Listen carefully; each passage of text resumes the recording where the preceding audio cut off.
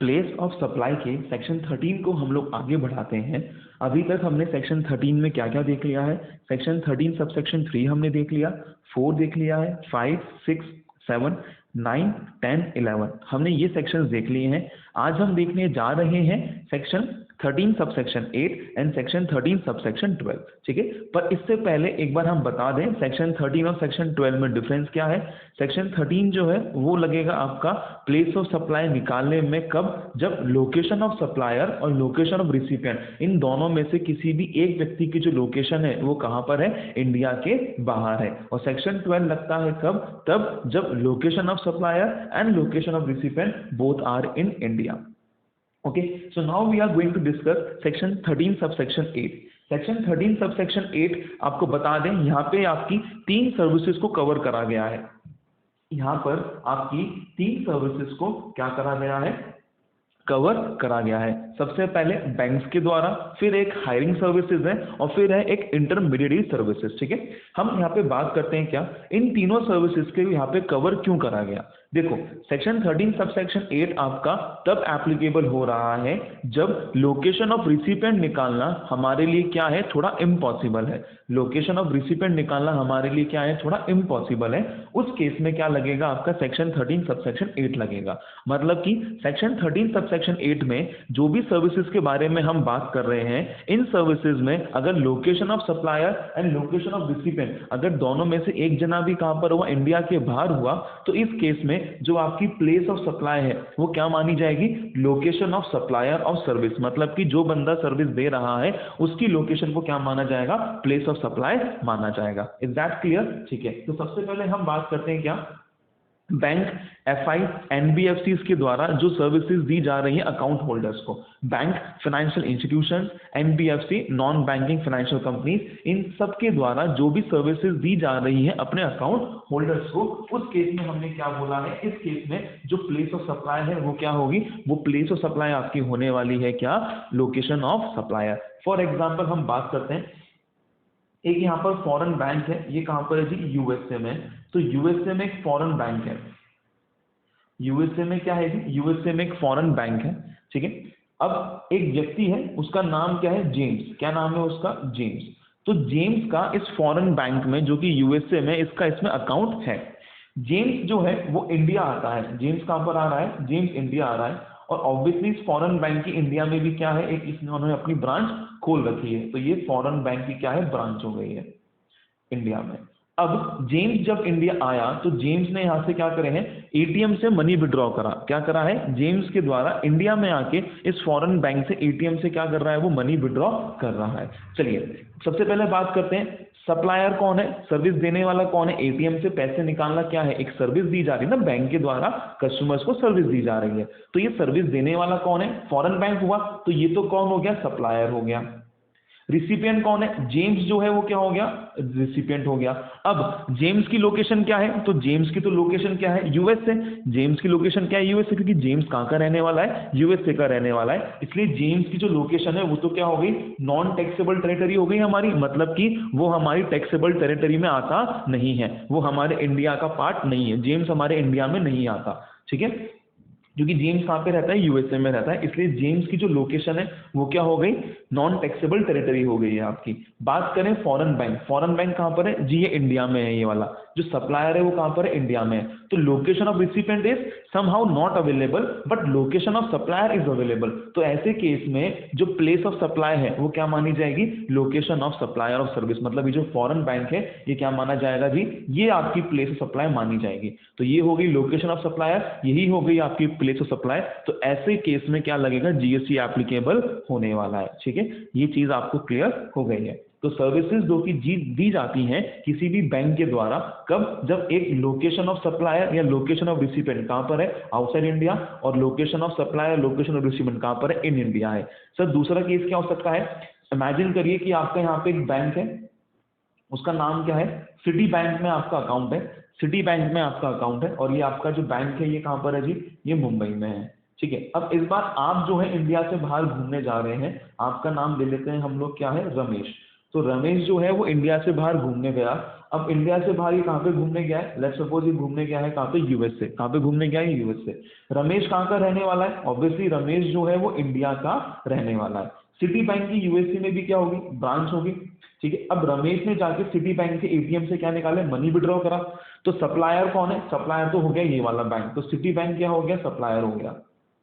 और जो रिसिपेंट है, लोकेशन ऑफ रिसिपेंट वो क्या हो गई, इंडिया हो गई। तो लोकेशन ऑफ रिसिपेंट तो क्या हो गई, इंडिया, क्योंकि रमेश कहाँ का रहने वाला है, इंडिया का रहने वाला है। तो लोकेशन ऑफ रिसिपेंट तो क्या है, आपकी टैक्सेबल टेरिटरी है। और सिटी बैंक कहाँ पर है जी, सिटी बैंक यूएसए में, तो ये क्या हो गया आपका नॉन टैक्सेबल टेरिटरी। तो लोकेशन ऑफ सप्लायर कहाँ पर हो गया है आपका, लोकेशन ऑफ सप्लायर जो है वो कहाँ का है जी, लोकेशन ऑफ सप्लायर कहाँ का है आपका, लोकेशन ऑफ सप्लायर कहाँ का है, यूएसए का हो जाएगा। तो इस केस में क्या हुआ, एक बैंक के द्वारा सर्विस दी गई है, जब लोकेशन ऑफ रिसिपिएंट और लोकेशन ऑफ सप्लायर इन दोनों में से किसी एक जने की भी लोकेशन कहाँ पर होगी, आउटसाइड इंडिया में होगी। तो ये वाला केस हो गया आपका, यस और नो। लोकेशन ऑफ सप्लायर कहाँ पर है, इंडिया के बाहर है, ठीक है। तो लोकेशन ऑफ सप्लायर कहाँ पर हो गई आपकी, इंडिया के बाहर। और लोकेशन ऑफ रिसिपिएंट कहाँ पर है, टैक्सेबल टेरिटरी में। आई थिंक ये चीज आपको क्लियर हो जाएगी, ठीक है। चलिए, तो इस केस में भी हमारा जो प्लेस ऑफ सप्लाई है वो क्या रहेगा, पीओएस हमारा रहने वाला है location of supplier. Location of supplier कहाँ पर है, इंडिया के बाहर। तो प्लेस ऑफ सप्लाई क्या हो गई, नॉन टैक्सेबल टेरिटरी। तो सप्लायर की लोकेशन भी क्या है, नॉन टैक्सेबल में। प्लेस ऑफ सप्लाई भी क्या है, नॉन टैक्सेबल में। तो इस पे जीएसटी लगेगा ही नहीं। क्लियर है ये चीज, आई होप ये क्लियर है आपको। तो पहला केस हमने यहाँ पे देखा क्या, अगर सप्लाई करा गया है किसी बैंक के द्वारा, एफआई के द्वारा या एनबीएफसी के द्वारा अपने अकाउंट होल्डर को, तो उस केस में प्लेस ऑफ सप्लाई क्या होगा, location of supplier of service होने वाला है। Now we are talking about the next service. Next service क्या है, hiring of means of transport. आप क्या करते हैं जी, गुड्स आप हायर बेसिस पे देते हैं। चलिए हम बात करते हैं किसकी, कि बिल गेट्स की हम बात करते हैं। बिल गेट्स का अभी अभी जो है वो क्या हुआ है, हम सबको पता है कि उनका दिल टूटा हुआ है बिल गेट्स का। तो बिल गेट्स ने अपना मन बहलाने के लिए, बिल गेट्स कहाँ पर है, इंडिया है, ठीक है। अब यहाँ पर आप मान लीजिए कि मेरा जो है वो गाड़ियों को हायर पे देने का बिजनेस है मेरा, मैं गाड़ी क्या करता हूँ, किराए पे देता हूँ। तो बिल गेट्स यहाँ पे इंडिया घूमने आए हैं और बिल गेट्स ने हमसे कहा है कि भाई साहब आप मेरे को एक काम करिए, आप ये जो कार है मुझे 20 डेज के लिए रेंट पे दे दीजिए। तो ये कार मैंने उनको हायर पे दे दी, कितने डेज के लिए, 20 डेज के लिए। आई सेड कि मैं आपसे चार्ज करूंगा कितना, 10,000 रुपीज पर डे का मैं आपसे चार्ज करने वाला हूं। तो कुल मिला के 20 दिन का बिल कितना हो जाएगा, 2 लाख रुपए हो जाएगा। Is that clear. Bill Gates जो है वो इंडिया आए हैं। अब बिल गेट्स अगर इंडिया आए हैं तो बिल गेट्स कौन है, Bill Gates is a person who is taking the service. तो बिल गेट्स तो हो गए कौन, रिसिपिएंट। मैं जो हूं वो मैं सर्विस दे रहा हूं, तो मैं हो गया सप्लायर, ठीक है। अगर हम बात करें लोकेशन ऑफ रिसिपिएंट की, तो बिल गेट्स कहाँ के रहने वाले हैं, यूएसए के रहने वाले हैं। तो लोकेशन ऑफ रिसिपिएंट क्या हो गया, यूएसए हो गया। मैं कहाँ का रहने वाला हूँ, इंडिया का। तो लोकेशन ऑफ सप्लायर जो है वो क्या हो गया आपका, इंडिया हो गया। इज दैट क्लियर, ठीक है। अब इन्होंने 20 दिन यहाँ पे गाड़ी वाड़ी चलाई पूरी और ये इसको लेके चले गए। तो यहाँ पर जो है प्लेस ऑफ सप्लाई क्या माना जाएगा, इस केस में प्लेस ऑफ सप्लाई आपका होने वाला है लोकेशन ऑफ सप्लायर। क्या हो जाएगा, location of supplier will be your place of supply. तो लोकेशन ऑफ सप्लायर कहाँ पर है, इंडिया में। तो इंडिया क्या हो जाएगा आपका, प्लेस सप्लाई हो जाएगा। तो लोकेशन ऑफ सप्लायर भी क्या है, इंडिया। लोकेशन ऑफ सप्लायर भी क्या है, इंडिया। और प्लेस सप्लाई क्या होगा, प्लेस ऑफ सप्लाई होने वाला है लोकेशन ऑफ सप्लायर, और लोकेशन ऑफ सप्लायर क्या है, इंडिया। तो प्लेस ऑफ सप्लाई भी क्या हो गया, इंडिया। लोकेशन ऑफ सप्लायर भी क्या हो गया, इंडिया। तो क्या जीएसटी एप्लीकेबल होगा, जी हाँ बिल्कुल, जीएसटी जो है वो इस पे एप्लीकेबल होने वाला है, ठीक है। पढ़ते हैं क्या लिखा हुआ है। अच्छा मेरी बात सुनेंगे, अगर मैंने इनको ये व्हीकल हायर पे दिया होता फॉर मोर देन 30 डेज, मतलब 1 महीने से अगर ज्यादा के लिए मैंने इनको ये हायर पे दिया होता, तो फिर मेरा सेक्शन 13 सब सेक्शन 8 नहीं लगता। फिर क्या लगेगा यहाँ पे, फिर लगेगा आपका जनरल रूल। क्या लगेगा आपका, जनरल रूल लगने वाला है आपका। Is that clear. यहाँ पर आप सिर्फ तभी फॉल होंगे जब आप जो अपना व्हीकल है, जो ट्रांसपोर्ट है, वो आप हायर पे देते हैं अप टू 1 मंथ के लिए। कितने महीने के लिए, सिर्फ 1 महीने के लिए। तो अगर आप अपने ट्रांसपोर्ट को हायर पे दे रहे हैं जस्ट फॉर 1 मंथ,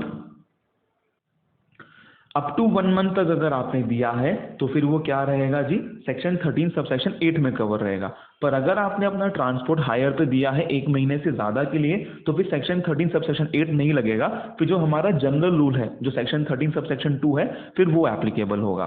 क्लियर है ये? अच्छा, दूसरी बात और यहाँ पे हम बात कर रहे हैं व्हीकल जो आप दे रहे हैं ट्रांसपोर्ट पे, किराए पे आप दे रहे हैं, हायर पे, ये वेसल और एयरक्राफ्ट नहीं होनी चाहिए, ये वेसल और एयरक्राफ्ट नहीं होनी चाहिए। इसका कहने का मतलब क्या है, अगर आप वेसल और एयरक्राफ्ट को किराए पे देते हैं तो भले ही अगर आपने उसको 1 महीने से कम के लिए भी दिया होगा, उस केस में भी जो आपका सेक्शन है वो कौन सा एप्लीकेबल होगा, जनरल रूल आपका एप्लीकेबल होने वाला है, सेक्शन 13 सबसेक्शन 2 एप्लीकेबल होने वाला है। ठीक है, क्योंकि सेक्शन 13 सबसेक्शन 8 में वेसल और एयरक्राफ्ट को कवर नहीं करा गया है। इसका मतलब अगर बिल गेट्स, मान लीजिए मेरा जो यहाँ पे बिजनेस है वो वेसल और एयरक्राफ्ट को किराए पे देने का है, और अगर बिल गेट्स मेरे पास एयरक्राफ्ट को किराए पे लेने के लिए आता, तो अगर मैं उस एयरक्राफ्ट को किराए पे देता बिल गेट्स को, भले ही 10 दिन के लिए, 5 दिन के लिए या 40 दिन के लिए, मैं हमेशा फॉल किस में होता, सेक्शन 13 सबसेक्शन 2 में फॉल होता, मतलब जनरल क्लॉज में फॉल होता। पर इस वाले केस में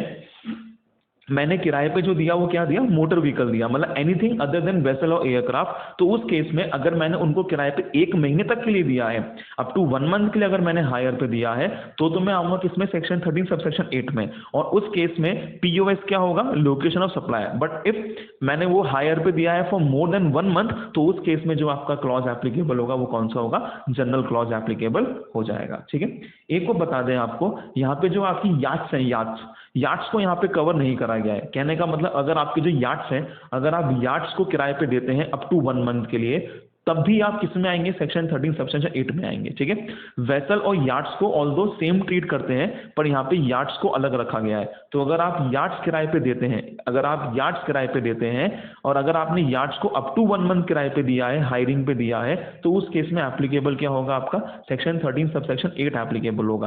पर अगर आपने याट्स को किराए पे दिया है फॉर मोर देन 1 मंथ, तो उस केस में आपका जनरल क्लॉज एप्लीकेबल हो जाएगा। ठीक है, ये हुई हमारी सेक्शन 13 सब सेक्शन 8 की दूसरी सर्विस। अब हम सेक्शन 13 सब सेक्शन 8 की तीसरी सर्विस लेने जा रहे हैं, और वो क्या है, आपकी इंटरमीडिएटरी सर्विसेज। मतलब कि इसकी, इसमें कौन कौन आते हैं आपके, ट्रैवल एजेंट की सर्विस हो गई, रिकवरी एजेंट की सर्विस हो गई, person who is operating your tour operator की सर्विस हो गई, कमीशन एजेंट की सर्विस हो गई फॉर अ सर्विस। ठीक है, तो यहाँ पर आपके ये कवर होते हैं, ट्रैवलिंग एजेंट वाले हो गए, रिकवरी एजेंट वाले हो गए, टूर ऑपरेटर वाले हो गए, कमीशन एजेंट वाले हो गए, ये सब यहाँ पे आपके कवर होते हैं। ठीक है, तो इस केस में ये बोला गया है कि अगर किसी भी एक जने की लोकेशन इंडिया के बाहर होगी या एक जने की लोकेशन इंडिया में ही होगी, तो इस केस में जो प्लेस सप्लाई है वो क्या माना जाएगा, location of supplier of service माना जाएगा। तो ये हमारा खत्म हुआ है यहाँ पे क्या, सेक्शन 13 सबसेक्शन 8 हमारा यहाँ पे खत्म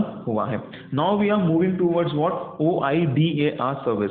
अब हम किसकी ओर बढ़ रहे हैं, OIDAR सर्विस की हम और बढ़ रहे हैं। तो OIDAR सर्विस की अगर हम बात करें तो इसकी फुल फॉर्म क्या होती है, पहले तो हम वो देख लें, online information database and access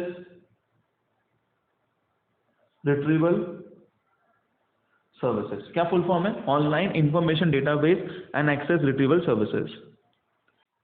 इसमें यहाँ पर सर्विसेज कौन कौन सी कवर होती हैं, पहले तो हम वो बात कर लेते हैं कि OIDAR, अगर हम OIDAR की बात कर रहे हैं तो OIDAR में कौन कौन सी सर्विसेज जो हैं आपकी वो कवर होती हैं। ठीक है, हम बात करते हैं यहाँ पे आपके पास, आप लोगों ने देखा होगा कि जब भी आप गूगल वगैरह ओपन करते हैं या आप यूट्यूब ओपन करते हैं, तो गूगल और यूट्यूब पे आपको कुछ एड्स देखने को मिलते हैं। तो जो भी एडवर्टाइजमेंट जो है वो इंटरनेट पे आ रहा है, वो क्या है जी, वो OIDAR की सर्विसेज है। ठीक है, it's an service which is being covered in OIDAR। फिर हम बात करें क्या, हाँ, आपको ये पता होगा कि अगर आप चाहें तो अपना जो डेटा है आप वो ऑनलाइन स्टोर कर सकते हैं, उसको हम क्या बोलते हैं, क्लाउड सर्विस। क्या बोलते हैं उसको हम बोलते हैं क्लाउड सर्विस, मतलब आपका जो डेटा है वो बादलों में रहेगा।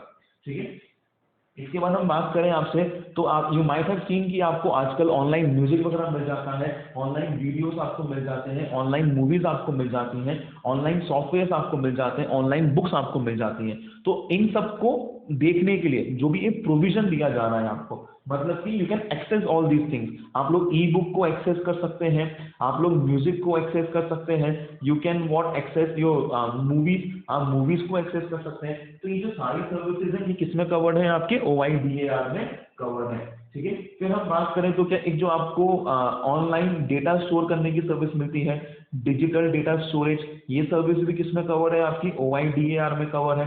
फिर हम बात करें जो आप ऑनलाइन गेम्स वगैरह प्ले करते हैं, ये भी किसमें कवर्ड है आपका? ये भी OIDAR में कवर है आपका, ठीक है। एंड अदर सर्विसेज जो कि इलेक्ट्रॉनिक और कंप्यूटर नेटवर्क से जुड़ी हुई हैं वो सारी किसमें आ जाएंगी? आपकी OIDAR में आ जाएगी। If the service is related to OIDAR, if the service is related to OIDAR, so in case of OIDAR what will be your POS?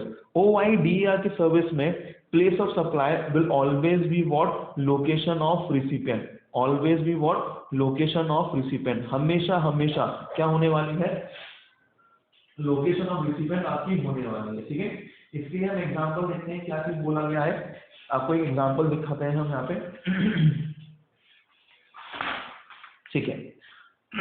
मान लीजिए जो हमारे भैया हैं बिल गेट्स, ठीक है, बिल गेट्स यहाँ पे इंडिया आ रहे हैं, बिल गेट्स कहाँ पर आ रहे हैं? इंडिया आ रहे हैं। तो बिल गेट्स इंडिया आए, अब बिल गेट्स जो है वो कहाँ के रहने वाले हैं? वो USA के रहने वाले हैं। बिल गेट्स इंडिया में आए और इंडिया में आके इन्होंने अपने मोबाइल फोन से एक साइट एक्सेस करी है www.gamesuk.com। क्या करा उन्होंने? gamesuk.com इन्होंने खोला और इसको खोलने के बाद इस पे क्या कर रहे हैं? गेम्स खेल रहे हैं, ठीक है ना। ये क्या कर रहे हैं? इस पे he is playing game on this site. अब आप देखिए ये जो सर्विस प्रोवाइडर है, ये भी कहाँ का है? जो OIDAR है ये भी कहाँ का है? ये भी आउटसाइड इंडिया का है, ठीक है। और जो बिल गेट्स हैं जो कि रिसिपिएंट है सर्विस के, ये भी कहाँ पर है? ये भी आउटसाइड इंडिया के, मतलब ये भी नॉन टैक्सेबल टेरिटरी में है और ये भी कहाँ पर है? नॉन टैक्सेबल टेरिटरी में। तो इस केस में सर्विस तो दी गई है ना, सर्विस तो दी गई है, हाँ। तो यहाँ पे हम देखें तो प्लेस ऑफ सप्लाई क्या होगा? लोकेशन ऑफ रिसिपिएंट, और लोकेशन ऑफ रिसिपिएंट क्या है? USA non taxable territory. तो ये हो गया आपका USA नॉन टैक्सेबल टेरिटरी।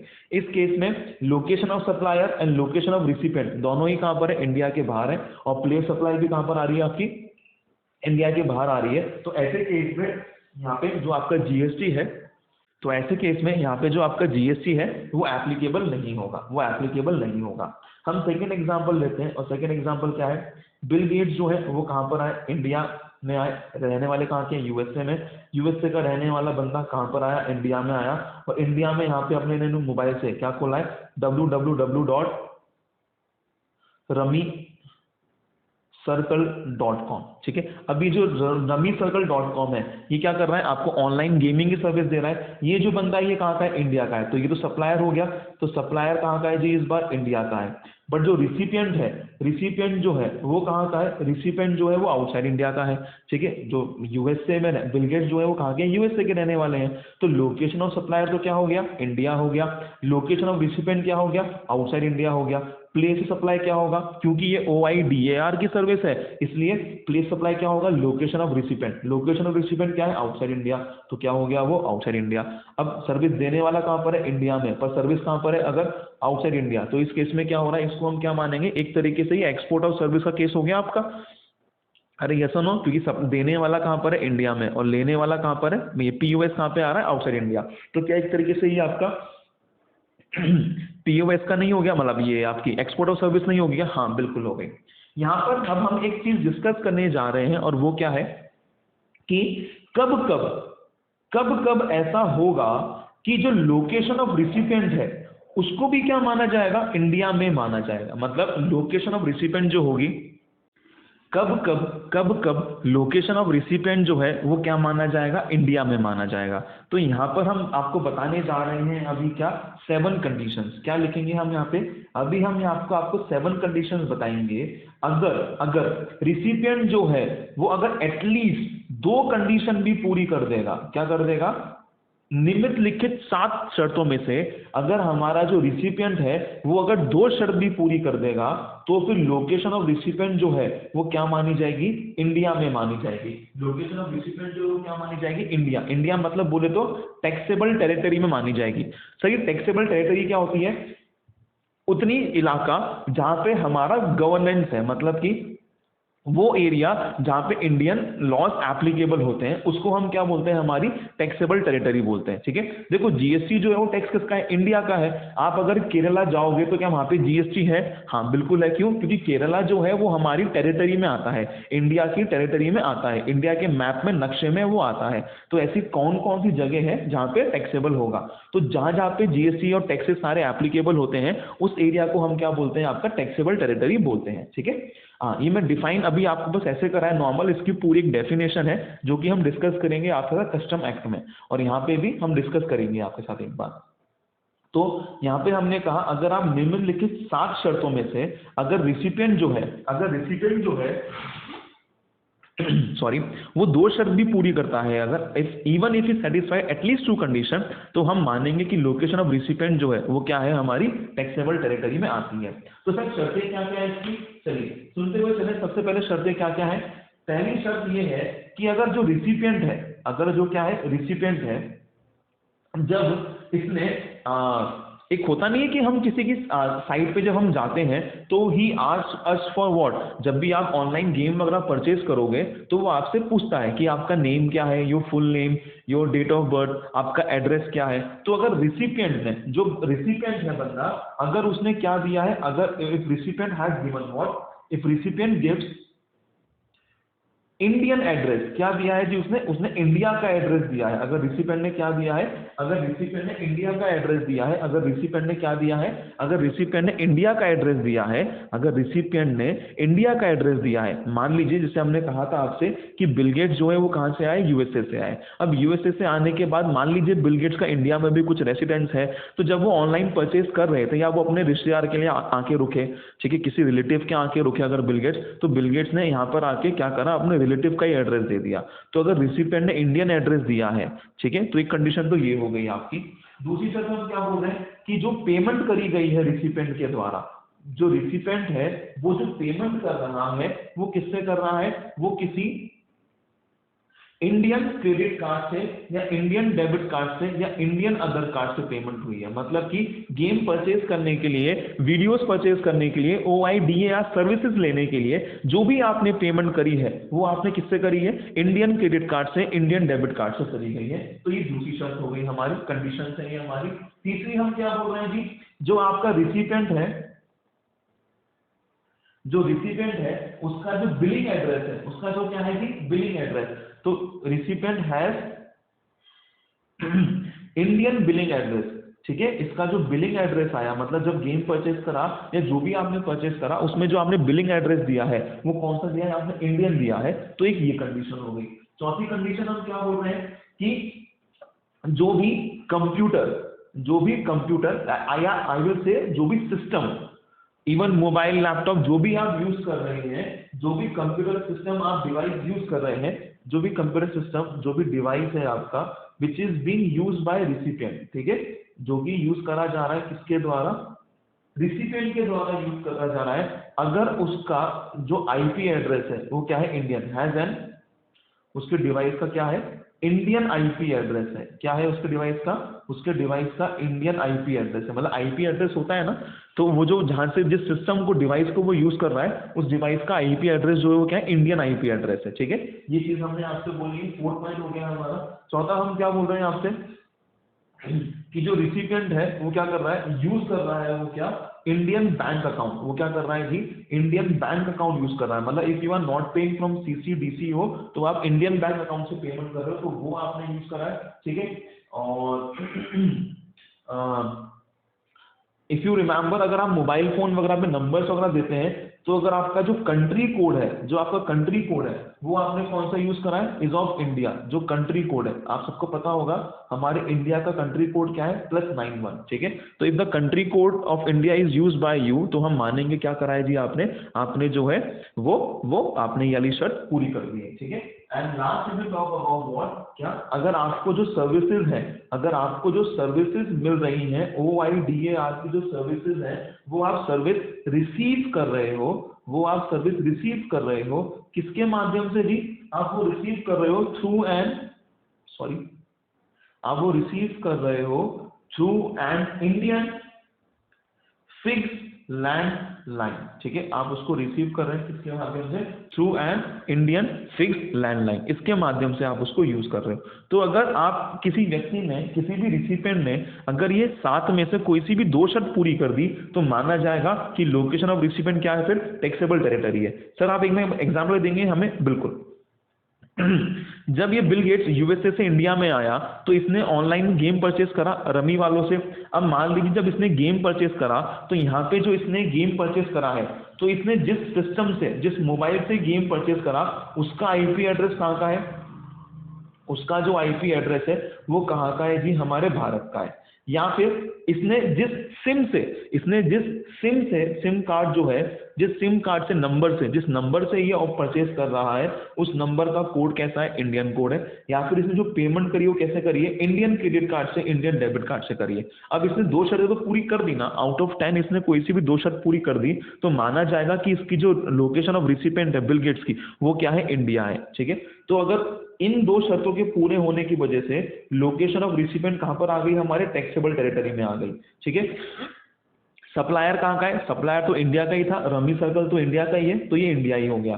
अब पीओएस क्या होगा, पीओएस होता है ओआईडीएआर के सर्विस के केस में POS is what, location of recipient, और लोकेशन ऑफ रिसिपेंट इस बार क्या आ गई है, टैक्सेबल टेरिटरी, मतलब क्या है, इंडिया।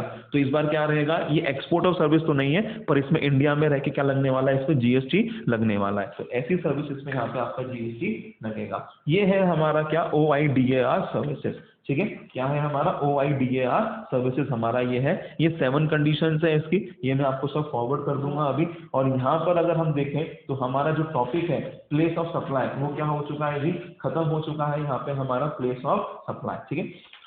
एक लास्ट सेक्शन जो हम डिस्कस कर रहे हैं आपके साथ वो है सेक्शन 13 सबसेक्शन 2। सर ये किसको लेके है, ये हमारा जनरल क्लॉज है। जनरल क्लॉज क्या बोला गया, अगर सेक्शन 13(3) से लेके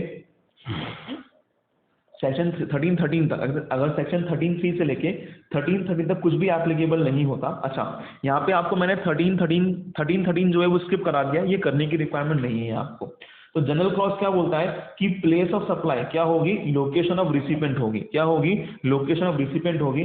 पर अगर किसी कारणवश लोकेशन ऑफ रिसिपेंट जो है वो अवेलेबल नहीं है, if it is not available, अगर ये अवेलेबल नहीं है तो फिर लोकेशन ऑफ सप्लायर को क्या मान लिया जाएगा, आपकी प्लेस ऑफ सप्लाई मान लिया जाएगा, ठीक है। तो आई थिंक ये चीज जो है, ये जनरल क्लॉज है वो सेम ही है जो कि हमने 12 में पढ़ा था, ठीक है।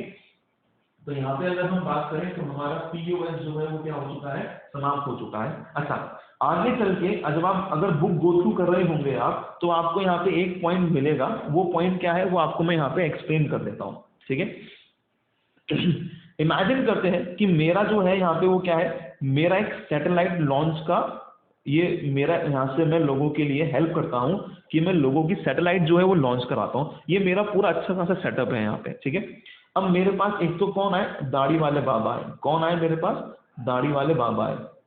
दाढ़ी वाले बाबा कौन है हमारे, मोदी अंकल आए, ठीक है। मैं क्या हूँ, मैं रजिस्टर्ड पर्सन हूँ। मोदी अंकल जो है वो भी क्या है, रजिस्टर्ड मान लेते हैं, गवर्नमेंट क्या है, भी रजिस्टर्ड है जीएसटी में, ठीक है, ऐसा। अब मोदी अंकल ने कहा कि देखो भैया, हम जो है एक सैटेलाइट जो है वो हम चाहते हैं कहाँ पे जाए, वो जाए हमारे मून पे। कहाँ पे जाए, वो चांद पे जाए। हमने कहा ठीक है जी, भेज देंगे। हम क्या लगाएंगे उसमें, रॉकेट भाई हम जो है सैटेलाइट लॉन्च करवाएंगे आपकी, तो हम एक रॉकेट देंगे, उसमें आपकी सैटेलाइट रख देंगे, ऊपर जाएगी, वो चांद पे पहुंच जाएगी आपके। तो मैं क्या करता हूँ, आपकी सैटेलाइट को चांद पे पहुंचाने का काम करता हूँ मैं। तो मेरा सैटेलाइट लॉन्च करने का बिजनेस है, ठीक है। अच्छा खासा सेटअप है मेरा पूरे पास। तो मोदी ने मेरे को अप्रूव करा, पहली बात तो।